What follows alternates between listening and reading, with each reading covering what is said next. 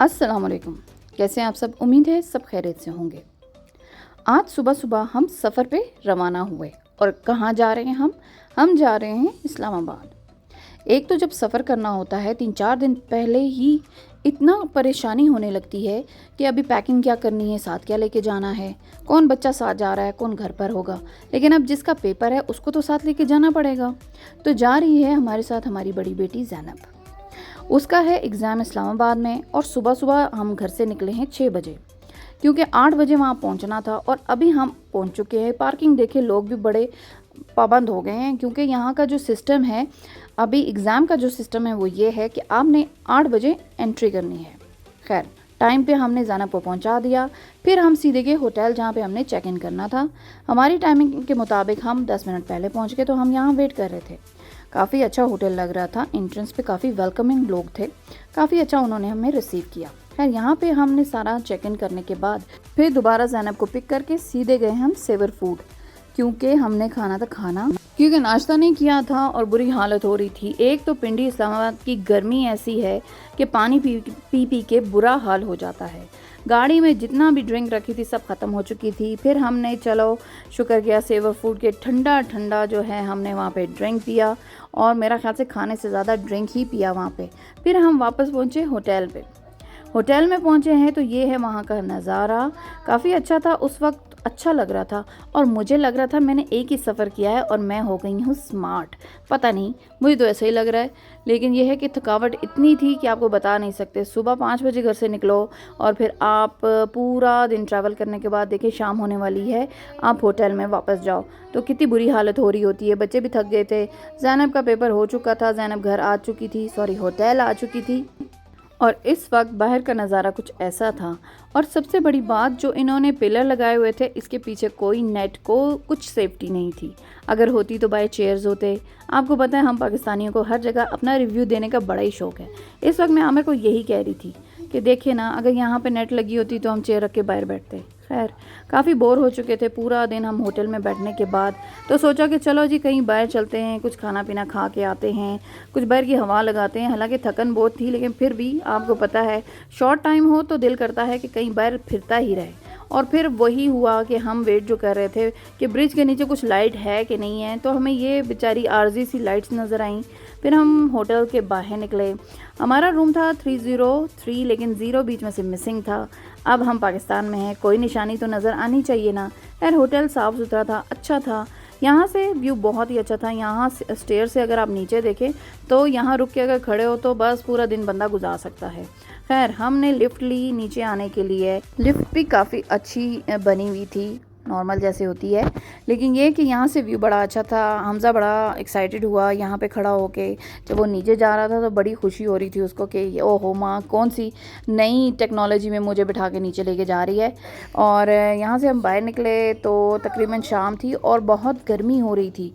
गर्मी इतनी थी बर्दाश्त से बाहर थी। गाड़ी पूरा दिन धूप पे खड़े रहने की वजह से सही उबल रही थी। हम बाहर निकले तो अभी पिंडी का हाल देखिए, इतना पैक हो चुका है, लोग ही लोग, गाड़ियाँ, बस ट्रैफिक। और सबसे अच्छी बात यह है कि बहुत लेट तक खुला रहता है, सहूलत है, हर चीज़ है, लेकिन गर्मी ना परेशान कर रही थी। तो हमने सोचा चलो अभी बाहर निकले हैं तो बाहर कहीं जाके खाना खाते हैं। हमने इस रेस्टोरेंट का रिव्यू पढ़ा था TKR, तो काफ़ी अच्छे रिव्यूज़ थे, तो हमने कहा चलो वहीं चलते हैं, थोड़ी ड्राइव भी हो जाएगी। काफ़ी दूर था, जहाँ पे हमारा होटल था वहाँ से 20 से 1 मिनट की ड्राइव पे था। लकीली हमें वहाँ पे पार्किंग मिल गई, क्योंकि कहीं भी बंदा जाता है तो सबसे पहले पार्किंग ढूंढता है। काफ़ी चक्कर लगाने के बाद हमें पार्किंग मिली। और ये घोड़े इतना स्टिल खड़े थे, हमने समझा कि ये स्टैचू हैं, लेकिन जैसे ही मूव हुए, मैं बहुत क्लोज चली गई थी तो मूव हुए तो डर लग गया। देखिए उसका स्टाइल ऐसा था कि एक पाँव ऊपर और एक नीचे। तो खैर हमज़ा देख के खुश हुआ, हम बच्चे ही देख के खुश होते हैं। हम तो ऐसे ही बस वीडियो उठा ली, कैमरा उठा लिया और वीडियो बनाने लग गए। खैर, हल्की हल्की गर्म हवा चल रही थी। फाइनली हम रास्ता ढूंढ रहे थे कि रेस्टोरेंट किस साइड है। फर्स्ट टाइम आए थे तो कोई गाइडेंस कुछ पता नहीं था, तो बस हम चल पड़े अपने बच्चों को लेके कैमरा उठा के कि अब क्या होगा। ये रोड बंद था तो अचानक से एक गाड़ी आई, बच्चों के लिए बड़ा ही तेज़ है यहाँ के लोग, चले कारोबार है हर बंदे का, तो वो गाड़ी लेके इधर आ गया कि बच्चे को बिठाएंगे। और हमारा बच्चा है सही वाला एलियन, वो कहीं पे भी बैठता है तो जंप कर देता है या मस्ती करता है। तो मैंने कहा भाई इस गाड़ी को ना तुम ऑफ़ कर दो, हम आराम से यहाँ से गुजर जाएं। फिर हम स्टेयर से नीचे गए और देखे ज़रा बाइकों की बहार है, लगता है नीलामगर यहीं पे शूट हुआ होगा कभी। इतनी ज़्यादा रश थी, एंट्रेंस काफ़ी अच्छी थी कि आपको बता नहीं सकते, काफ़ी लाइट्स, फ्लावर्स और सब कुछ था और काफ़ी अच्छा फ़ील हो रहा था वॉक करते हुए। और भूख लगी थी, बस ये था कि किसी तरह अंदर जाएं। अंदर हम पहुंचे तो हमें अच्छे से वेलकम किया गया और फिर वहाँ पे स्टाफ मेंबर्स थे, वो हमने उनसे बात की, फिर वो हमें फैमिली एरिया में ले गए।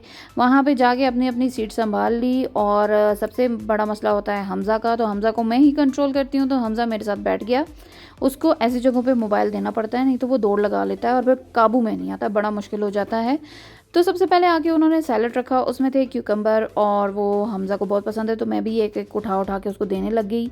और प्लेटर आने में थोड़ा टाइम था और हमें लगा प्लेटर छोटा होगा, लेकिन जब वो प्लेटर आया तो वो फुल फैमिली साइज़ प्लेटर था। हम देख के हैरान हो गए कि अब हम इसको कैसे खाएंगे और कैसे ये ख़त्म होगा। लेकिन इसमें काफ़ी अच्छी चीज़ें थी, जो चपली कबाब था वो बहुत मज़े का था, फिर इसमें मीट था, सीख कबाब थे, राइस थे, पुलाव था जो कि बहुत ही ज़बरदस्त था। और अब यकीन करें हमसे खाया नहीं जा रहा था, लेकिन हम कोशिश कर रहे थे कि कुछ ऐसा खा लें कि पैसे हमारे वसूल हो जाएं। ये हमें पड़ा जी 8000 में। और इसके अलावा जो ड्रिंक्स वगैरह थी वो भी रिजनेबल थी। ज़रूर चक्कर लगाएं और यहाँ पे जाएं और फैमिली को लेके जाएं और प्लेटर ऑर्डर करें और खूब इंजॉय करें। और पेट भर के खाया जाता है और फिर भी बच जाता है। हमने भी कोई पैसे अपने ज़ाया नहीं किए, हमने पैक अवे करवाया और जब पार्किंग में पहुंचे तो वहाँ पे हमें ये बचा मिला। जब भी ये कहोगे ना सुबह से नहीं खाया, कोई भी यकीन नहीं करेगा। पता क्या कहना है? मुझे भूख लग गई है, अभी कुछ नहीं खाया। क्या कहना है? हाँ, अगर सुबह से बोलेगा ना सुबह से मैंने कुछ नहीं खाया, सारे कहेंगे झूठ बोल रहा है। समझ आइए मेरी बात, सही कह रहा हूँ ना? क्या बोलेगा? भूख लगी है, अभी कुछ नहीं खाया। नहीं अभी नहीं, मुझे अभी बहुत सख्त भूख लगी है।